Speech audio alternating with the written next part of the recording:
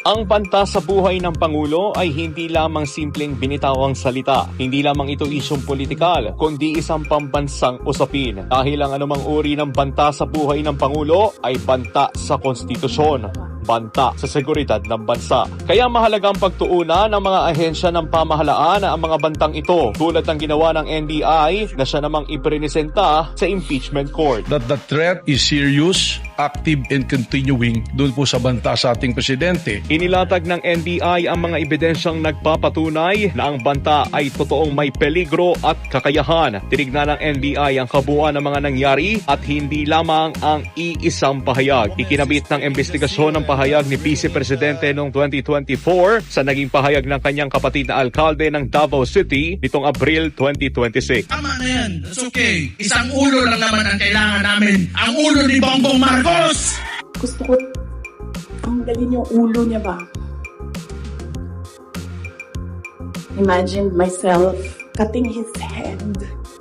Iisang pamilya, iisang banta, iisang target. Dahil dito, binuo ang Special Task Force sa ilalim ng Administrative Order No. 11 para mas malaliman itong maimbestigahan. Ang pagbanta sa buhay ng Pangulo ay hindi lamang pagbanta sa kanyang buhay, kundi pagbanta sa pambansang seguridad. Paano tinimbang ng NBI ang seryosong peligro? 4 na bagay ang sinuri ng mga investigador. Una, identity. Hindi lang kung sino-sino lamang ang nagbanta, kundi ang mismong vice-presidente.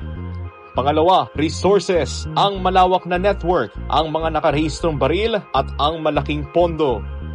Pangatlo, motive. Ang katotohanan ng vice-presidente ay one heartbeat away sa pagiging Pangulo. Pang-apat, pattern of violence. Ang mga nakaraang insidente ng karahasan at ang intelligence report ukol sa Davao Death Squad. Doon po mismo sa kanyang oath of office bilang Vice President, sinabi niya that protect and defend the Constitution, execute the laws. Pero doon po sa sinabing execute the laws, dito po natin nakikita, hindi po execute the laws yung pag-usap ng papatay. That is to execute the President. Hindi nagtatapos sa mga matataas na opisyal ang epekto ng banta. Nakita ng NBI na ginaya na ng ilang karaniwang mamamayan ang ganitong pananalita. May mga lumabas na video ng mga taong nagpapakita ng baril at nagbabanta mismo sa Pangulo. Tila robot lang na sumusunod ang ilang taga-suporta sa kanilang mga sinasambang nakaupo sa pwesto. Ang obserbasyon po namin dito ay hindi na ito isang banta, kundi isang plano. It is a kinetic force na kung saan yung mga nakarinig ng kanyang pababanta ay gumagaya na rin at nagbabanta. Lalong-lalo na sila ay nabibilang sa isang pamilya. Tanong,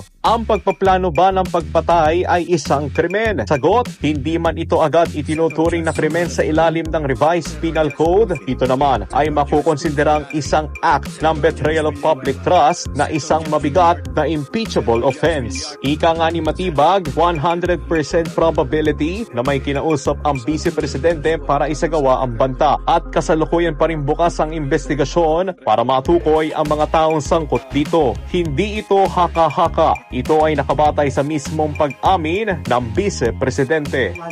Huwag kang mag-alala ma'am sa security ko kasi may kinausap na ako na tao. Sinabi ko sa kanya, kapag pinatay ako, patayin mo si BBM, si Lisa Araneta at si Martin Romales. No joke, no joke. Nagdealing na ako ma'am. Pag namatay ako, sabi ko, huwag ka tumigil hanggang hindi mo mapatay sila. And then he said yes. Walang opisyal, kahit gaano kataas ang katungkulan, ang may karapatang magbanta sa sino man, lalo na sa seguridad ng bansa. Hindi ito laban ng mga personalidad. Ito ay laban para sa pananagutan, katotohanan at saligang batas. Dahil kapag mas malaki ang kapangyarihan, mas mataas ang responsibilidad. Anumang survey ang lumabas, ang mas mangingibabaw ay ang mandato at pangako natin sa bayan. May mandato po ang NBI. We cannot be swayed by public opinion o kaya po ng aming personal na opinion. Kami po ay nag-iimbestiga, nababatay sa batas, nababatay sa proseso at nababatay po sa ating itinakdang mandato.